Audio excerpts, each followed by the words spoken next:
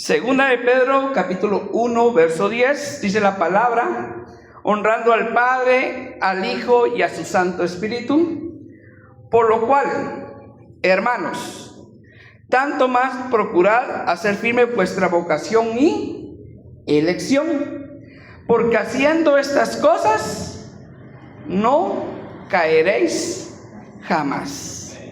Porque haciendo estas cosas no caeréis jamás.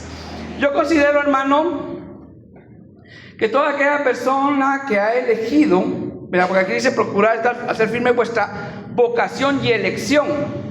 Yo creo que una de las mejores elecciones que usted ha hecho, una de las mejores decisiones que usted ha tomado, es haber recibido a Jesucristo en su corazón como su Señor y Salvador, ¿verdad? Definitivamente creo que es la mejor decisión que hemos tomado todos los que estamos acá, porque la mayoría que estamos acá hemos recibido a Jesús como nuestro Señor y Salvador. Independientemente de si usted ha tomado otras decisiones, incluyendo su matrimonio, yo sé y estoy seguro que usted está contento con la pareja que tiene, con la carrera que usted eligió, tal vez con el carro que usted eligió, pero la mejor decisión que nosotros hemos tomado es seguir a Cristo. Hasta hay un canto que dice: he decidido seguir a Cristo, he decidido seguir a Cristo, he decidido seguir a Cristo, no vuelvo atrás, no vuelvo atrás. Y yo creo que ninguno de nosotros quiere volver atrás. Creo que es uno de los miedos más grandes que puede tener un cristiano, caer de la gracia, ¿verdad? El día de ayer escuchábamos un mensaje que nos recordáramos de quién, de la mujer de quién, de la mujer de Lot. Porque la mujer de Lot decidió salir de Sodoma, pero a medio camino le ganó el deseo de regresar a Sodoma y se convirtió en una estatua de sal. Y yo creo que ninguno de nosotros quiere caer. Por eso dice la palabra que haciendo estas cosas no caeréis jamás. ¿A qué cosa se refiere la palabra de Dios? Si nos vamos al versículo 5 de segunda de Pedro, dice: vosotros también, poniendo toda diligencia, por esto mismo añadid a vuestra fe virtud, y a la virtud conocimiento. Me llama la atención que dice: vosotros también, poniendo toda diligencia. Hermano, ¿qué es diligencia? ¿Qué es ser diligente para usted? Yo investigué en el diccionario y dice que diligencia es el cuidado y actividad en ejecutar algo. O sea, hacer algo pero con mucho cuidado. No lo voy a hacer a la ligera. Recuérdense la parábola de las 10 vírgenes. Hubieron 5 diligentes y 5 insensatas. Entonces las 5 diligentes tuvieron cuidado de que sus lámparas estuvieran llenas de aceite y también tener aceite guardado. Fueron diligentes, tuvieron cuidado de no quedarse sin aceite, ¿verdad? Entre unos sinónimos que encontré ahí decía prontitud, agilidad, prisa. O sea que aparte de tener cuidado, es algo que tengo que hacer con rapidez, que tengo que hacer prontamente. Cuando usted le encarga a alguien hacer algo diligentemente, le está diciendo: hazlo con cuidado, pero hazlo lo más pronto posible, ¿verdad? Yo le agregué ahí una palabra que considero que también va mucho con diligencia, que es la palabra exactitud. O sea, que cuando usted le pide al Señor hacer algo con diligencia, le está diciendo: hazlo exactamente como yo te lo estoy pidiendo. Entonces nosotros tenemos que, cuando dice la palabra de Dios ahí, que vosotros también, poniendo toda diligencia, nos está diciendo que tengamos cuidado de poner por obra estas cosas, que lo hagamos lo más pronto posible. O sea, si usted lo está aprendiendo el día de hoy, que a partir de hoy o a partir de mañana usted comience a poner en obra esto que estamos enseñando y hacerlo exactamente como la palabra de Dios lo indica, ¿verdad? No como lo indica el hermano Cristian, porque el hermano Cristian se puede confundir acá al enseñarle, pero la palabra de Dios es perfecta, ¿sí? Entonces, usted tiene la palabra de Dios en sus manos, usted lo puede leer después en casita y ver qué es lo que tiene que hacer usted, porque haciendo estas cosas no caeréis jamás. Y dice, poniendo toda diligencia por esto mismo, añadid a vuestra fe. Yo creo que todos los que estamos aquí tenemos fe. Tenemos fe en Jesús, ¿verdad? Por eso que estamos acá. Estamos acá porque tenemos fe en el Hijo de Dios. Y bueno, si nosotros nos recordamos lo que dice allá en Hebreos 11:1, dice, es pues fe, la certeza de lo que se espera, la convicción de lo que no se ve. La certeza de lo que se espera, la convicción de lo que no se ve. Entonces, fe no es solamente creer en Jesús, sino creerle a lo que Jesús le está diciendo que va a venir. Por ejemplo, en todas las religiones cristianas, se puede decir que todos creen en Cristo, ¿verdad? Pero no todas le creen a Cristo o le creen a la palabra que ha dejado Cristo. Un claro ejemplo de fe, hermanos, es Noé. Noé creyó que cuando Dios le dijo que iba a haber un diluvio, él creyó que el diluvio iba a venir.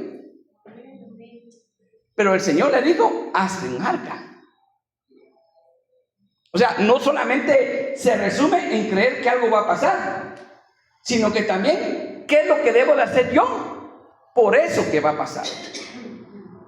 ¿Qué comenzó a hacer Noé? Comenzó a hacer un arca. Un arca es un barco gigantesco, hermano. Yo no sé cuántos de los hermanos que están acá han hecho carpintería en su casa, tal vez un banco, una mesa, y nos llevamos 2, 3, 4 horas para hacer un banco, una mesa, y terminamos a veces hasta cansados, con un par de dedos morados porque nos dimos un par de martillazos. Imagínese, hermano, hacer un arca. Qué fe la que tuvo que tener Noé. Él sabía que venía un diluvio y se burlaron de él. No está escrito, pero usted no sabe si la esposa de él le dijo, te pareces loco haciendo eso. Pero él siguió en su convicción porque estaba convencido de algo que no miraba. Dice que la fe es la certeza de lo que se espera, pero también la convicción de lo que no se ve. Usted y yo no necesitamos haber visto a Jesús crucificado. No necesitamos ver una visión y ver a Jesucristo sentado a la diestra de Dios. Yo sé que Jesús está a la diestra de Dios. Estoy plenamente convencido que Él está allá y también está aquí con nosotros. Porque la palabra lo dice que donde 2 o 3 se reúnan en su nombre, ahí iba a estar a Él. Y yo creo firmemente. Entonces, a esa fe que nosotros tenemos, dice ahí en 2 Pedro 1:5, a esa fe hay que añadirle virtud. Hermano, una virtud que usted tenga. Usted ya cree en Jesús, excelente. ¿Cuánto tiempo tiene usted de creer en Cristo? ¿5 años? ¿10 años? ¿15 años? ¿Ya ha puesto las virtudes que Él le ha dado a su obra?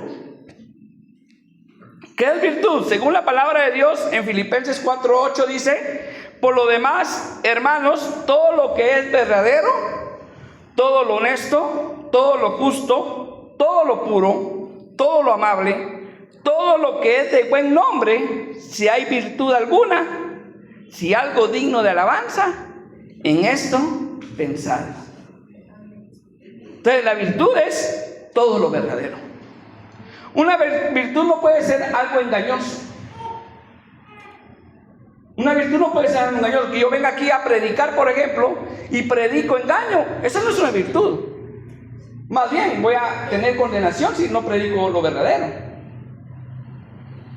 Tengo que hablar algo verdadero. Cuando dice todo lo honesto, por ejemplo, que venga alguien que diga que tiene la habilidad de abrir carros para robar, eso no es una virtud porque no es honesto.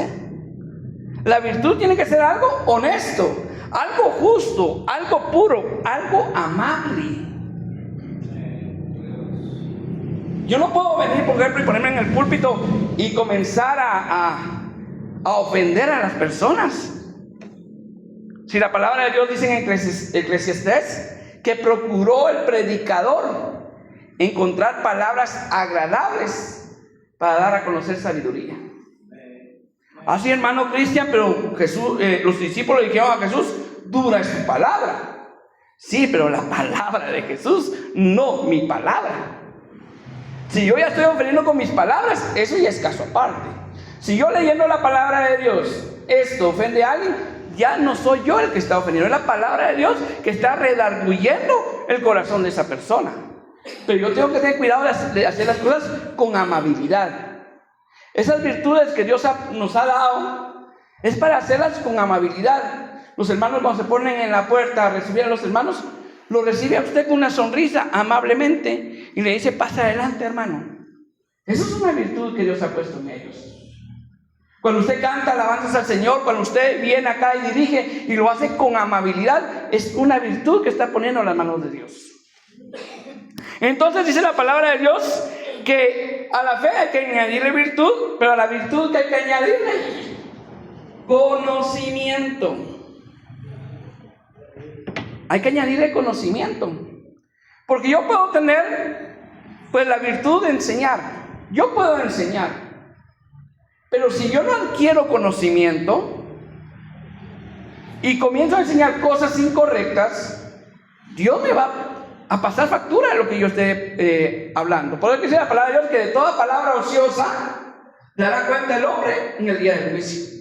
¿Qué es una palabra ociosa? Ociosa viene de alguien que no le gusta hacer las cosas. Alguien ocioso es alguien que se levanta tarde, que no hace oficio, que no trabaja. Eso es alguien ocioso. Entonces, una palabra ociosa es una palabra que ni siquiera usted se preocupó por investigar realmente qué es lo que quería decir. O decir una palabra sin pensarlo, sin analizarlo. Entonces, yo tengo que añadirle a la virtud que Dios me ha dado conocimiento. Si su virtud, por ejemplo, hermano, es cantar. Yo me recuerdo que hace unos años salió aquel canto que decía, ya llegó, el Espíritu Santo ya llegó. Pero decía, como un rayo, decía una versión, cayendo sobre mí. Entonces, cuando usted comienza a leer la palabra de Dios y comienza a escuchar que Jesús dijo que el diablo cayó como un rayo del cielo, usted ya se detiene para cantar esa alabanza. Porque sabe que cuando dice como un rayo no se refiere al Espíritu Santo. Entonces ya vinieron algunas personas y le cambiaron como un rayo a como fuego. Entonces aún para cantar yo tengo que hacerlo con conocimiento. Por eso que en 1 Corintios capítulo 14 dice, cantaré con el Espíritu, pero también cantaré con el entendimiento. No puedo cantar solo con el Espíritu. Fíjese, hermano, que hay un canto muy famoso que ahorita casi no fue famoso hace unos años, que era de Alex Campos, que decía más o menos así: me robaste el corazón, te adueñaste de mi vida. Y todos hasta lloraban con ese canto. Pero le estamos diciendo al Señor que Él se robó nuestro corazón. Le estamos diciendo al Señor que Él está haciendo un pecado, porque robar es un pecado, ¿o no es un pecado robar? Sí, hermano, pero es que eso es una forma de decirlo. En las cosas de Dios, hermano, no hay forma de decir. En las cosas de Dios tenemos que tener cuidado cómo cantamos. Y la palabra de Dios me enseña a mí, en el libro de Apocalipsis, capítulo 3, verso 20, he aquí yo estoy a la puerta, dice el Señor, y llamo. Si alguno abre, yo entraré a él y cenaré con él y él conmigo. Pero si usted abre las puertas de su corazón, Jesús es un caballero. Jesús no entra en el corazón de una persona si esta persona no le abre la puerta de su corazón. Caso contrario, el espíritu inmundo, dice la palabra de Dios, dijo Jesucristo, que cuando el espíritu inmundo sale del hombre, anda por lugares secos viendo dónde descansar. Pero al no encontrar reposo, dice, y encuentra aquella casa vacía, es decir, que entró el Espíritu Santo, quedó vacía en un momento, dice que toma otros 7 espíritus peores que él, y entran en aquella casa. Ni siquiera toca, ni siquiera dice con permiso, de una vez para adentro.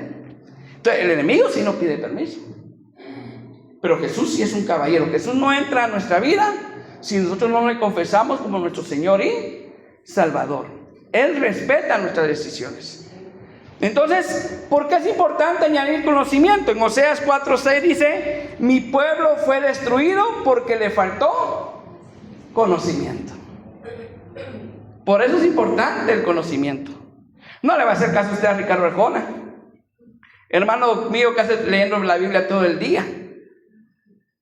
Si lo que en ella está escrito se resume en amor, anda, ve y practícalo.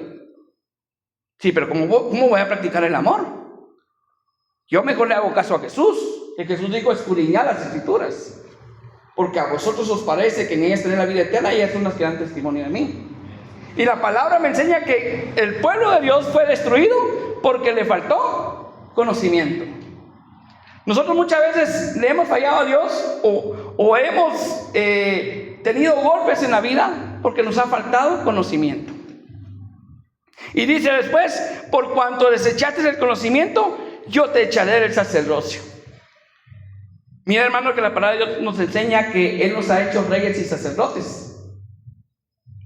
Pero si nosotros desechamos el conocimiento, Él nos desechará de ese sacerdocio. Dice: porque olvidaste la ley de tu Dios, también yo me olvidaré de tus hijos. Imagínense qué fuerte. No tenemos que olvidarnos de la palabra de Dios.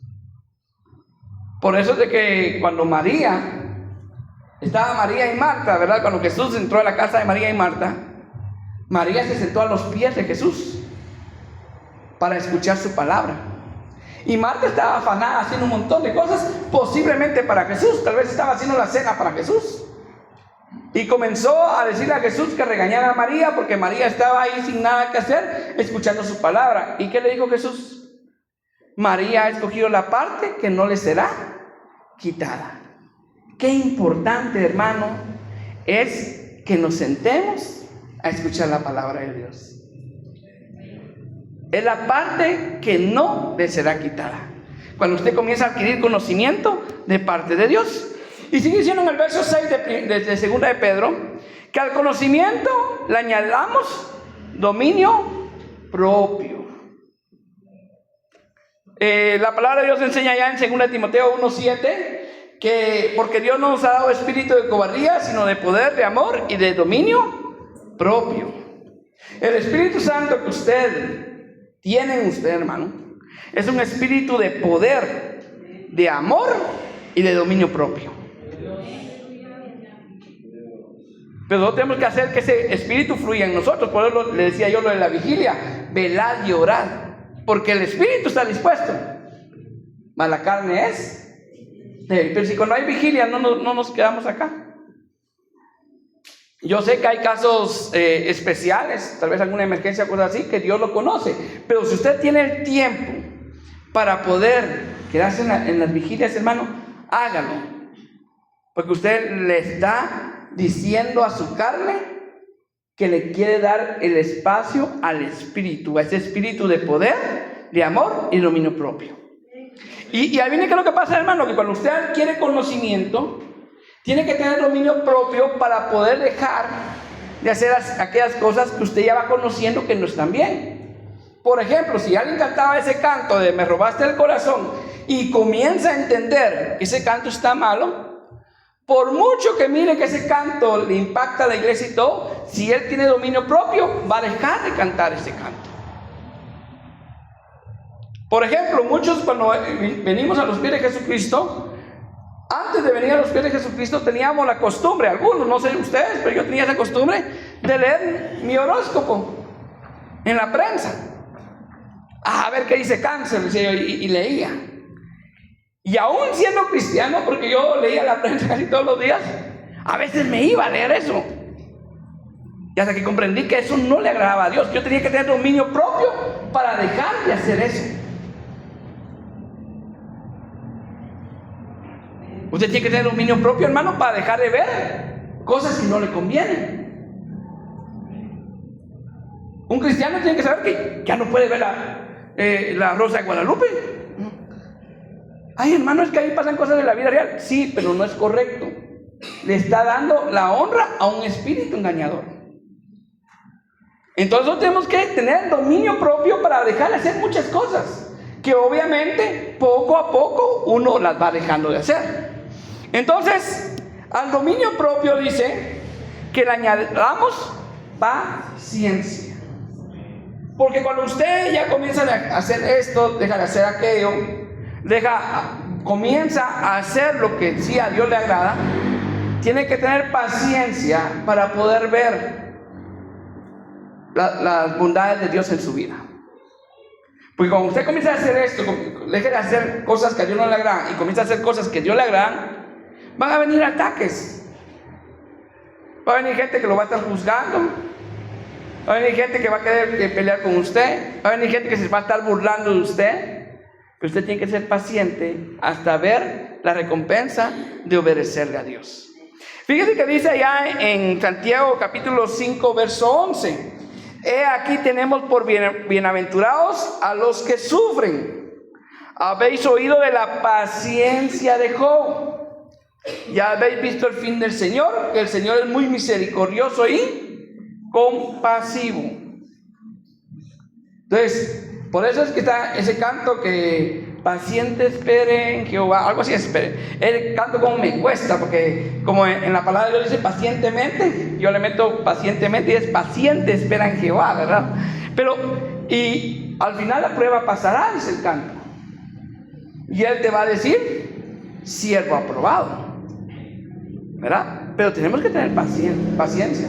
Imagínese usted que José no hubiera sido paciente, que después de haberle vendido a sus hermanos como esclavo, de haber llegado a la casa de Potifar, y después de haber visto que el no haberse metido con la mujer de Potifar, que eso es dominio propio, porque yo me imagino que la mujer de Potifar era una mujer muy hermosa.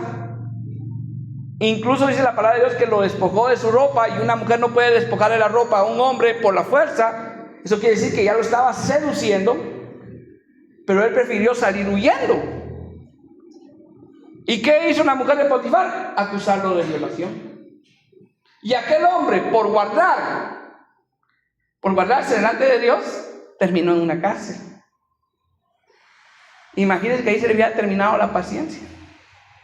No, si para esto te sirvo, Señor, mejor me había metido con la mujer de mi amo, estuviera con mi trabajo y estuviera gozando de eso. Pero al final vino la recompensa, que fue que se hiciera realidad el sueño que Dios había puesto en su corazón. Porque él tuvo 2 sueños y se hizo realidad ese sueño, porque él llegó a ser gobernador de la tierra de Egipto. Y vio cómo Dios lo utilizó de una manera grande. Incluso cuando él estaba en la cárcel, dice la palabra de Dios, después de haber adivinado el sueño del copero, y el copero haber sido restituido en su puesto, le dijo, no te olvides de mí, le dijo al copero. Y al copero se le olvidó José. Y dice la palabra de Dios que pasaron 2 años. Hermano, yo creo que yo no quiero pasar ni un mes en la cárcel, mucho menos 2 años. Y hasta que el faraón tuvo el sueño, fue que el copero se recordó de José. Hermano, no se enoje usted cuando alguien se olvide de usted. Es porque Dios está preparando algo mejor después. A su tiempo se van a recordar de usted. Pero esperemos pacientemente. Y dice que a la paciencia hay que añadirle piedad. ¿Qué es piedad, hermano? Es esa relación que usted tiene con Dios. Se le relaciona mucho también con ser misericordioso. Pero aquí es más la relación que usted tiene con Dios. El amor que usted le tiene que tener a Dios. Que muchos lo relacionan también con ser religioso, pero es más que ser religioso. Es un amor verdadero por Dios. Predicaban ayer que amar a Dios es amarlo aún sobre nuestra propia familia.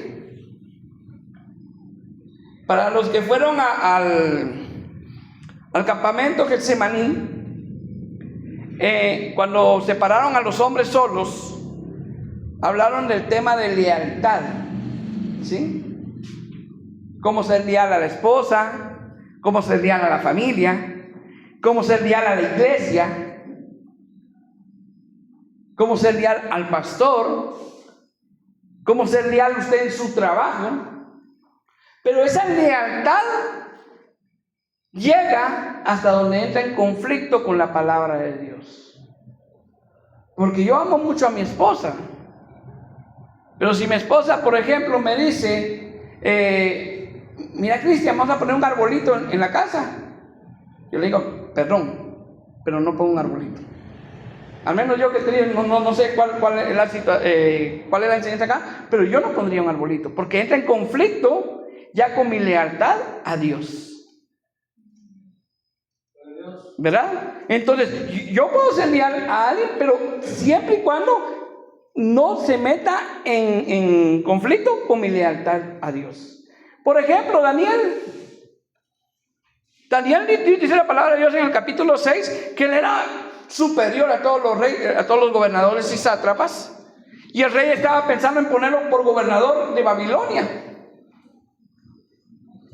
Pero ¿qué pasó cuando firmaron un edicto? ¿Qué decía el edicto?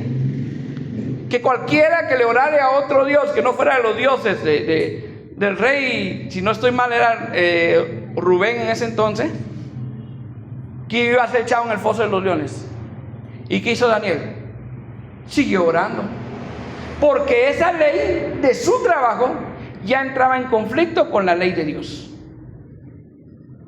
Ya cuando en mi trabajo algo entra en conflicto con mi relación con Dios, lo siento mucho, hasta ahí llega mi lealtad con mi trabajo, ¿verdad? Entonces, esa es la piedad, esa verdadera relación que usted tiene con Dios. A la piedad, dice la palabra de Dios, bueno, en 2 Timoteo 3:5 dice, está hablando de hombres que se introducieron en la iglesia, que eran como falsos maestros. Y en el verso 5 dice que tendrán apariencia de piedad, pero negarán la eficacia de ella. A esto se evita. ¿Qué es tener apariencia de piedad? Hermano, hay mucha gente que aparentemente es gente que ama a Dios, pero niegan la eficacia de la piedad. Porque la eficacia de la piedad es obedecerle a Dios.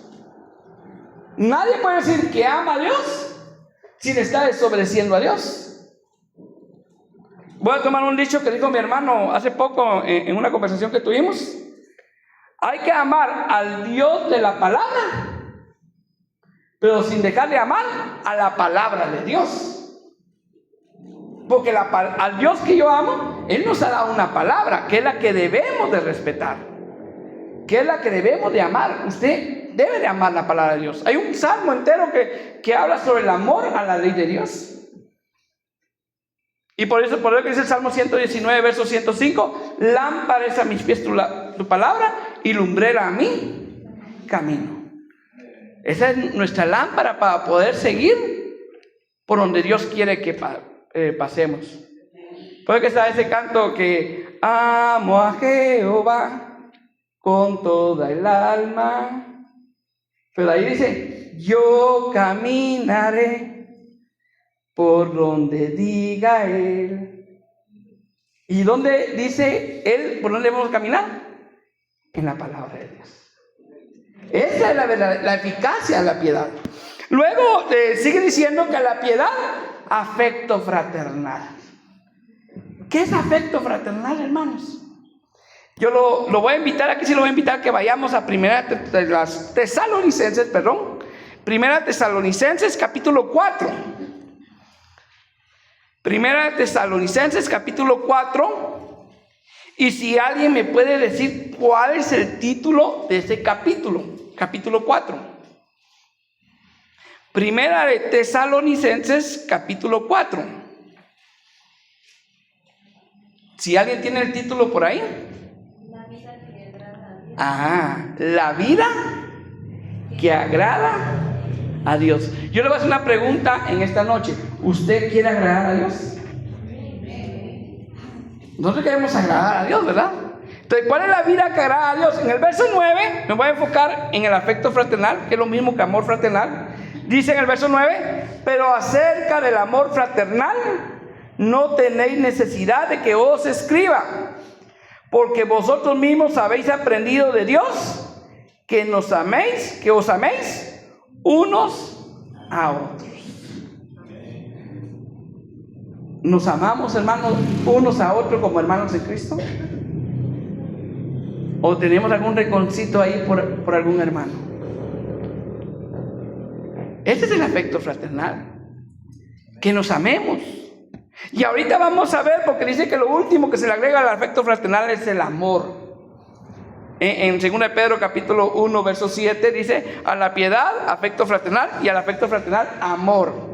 Y si nos vamos a 1 Corintios capítulo 13 verso 4 al 7, se habla de las características del amor. Dice en el verso 4: el amor es sufrido. Es decir, que usted tiene que sufrir por amor. Es benigno, o sea, no hace cosas buenas, no hace cosas malas. El amor no tiene envidia. El amor no es jactancioso, o sea, no se siente más que los demás. No se envanece. No hace nada indebido, imagínense. No busca lo suyo. No se irrita, no guarda rencor. No se goza de la injusticia, mas se goza de la verdad. Y de ahí el verso 7 dice: todo lo sufre, todo lo cree, todo lo espera, todo lo soporta. Este es el amor que Dios, es el último escalón de haciendo estas cosas, no caeréis jamás. Muchas veces nosotros queremos llegar al amor de un solo paso, pero por eso nos dan este orden, hermano, porque Dios es tan perfecto que en su palabra nos da como que instrucciones para nosotros poder crecer espiritualmente. Entonces usted ya tiene fe. Entonces, si usted ya a su fe le añadió virtud, gloria a Dios. Si usted ya está trabajando, yo por ejemplo ya estoy predicando, ya estoy enseñando, ya estoy poniendo mis virtudes a las manos de Dios. Pero a esa virtud yo le tengo que añadir conocimiento, me tengo que preparar, tengo que leer la palabra de Dios. Y luego dominio propio. Luego paciencia. Y a la paciencia piedad. Y a la piedad afecto fraternal. Y al afecto fraternal, amor. Y miren lo que dice el verso 8. Hay una promesa de hacer estas cosas. Aparte de no caer jamás, el verso 8 dice: porque si estas cosas están en vosotros y abundan, no os dejarán estar ociosos ni sin fruto en cuanto al conocimiento de nuestro Señor Jesucristo. O sea, vamos a tener fruto. Y recuerde que la palabra de Dios también nos enseñó que el que tiene frutos lo limpia para que lleve más fruto. Y dice el verso 9: pero el que no tiene estas cosas tiene la vista muy corta, es ciego, habiendo olvidado la purificación de sus antiguos pecados. Hermano, por eso es que investigué la palabra diligencia. Hay que hacer estas cosas con cuidado, de hacerlas bien, pero hay que hacerlas también prontamente, porque el tiempo es difícil. Los días cada vez son más difíciles. No sabemos qué pruebas o qué circunstancias vamos a tener que pasar en un futuro, y para poder estar firme, hermano, tenemos que diligentemente hacer estas cosas, porque eso nos ayudará a mantenernos firmes en los caminos del Señor, ¿verdad? Y no terminar como la mujer de Lot, que volteó atrás y se convirtió en una estatua de sal, ¿verdad? Denle palmas al Rey de Reyes y Señores, Señor.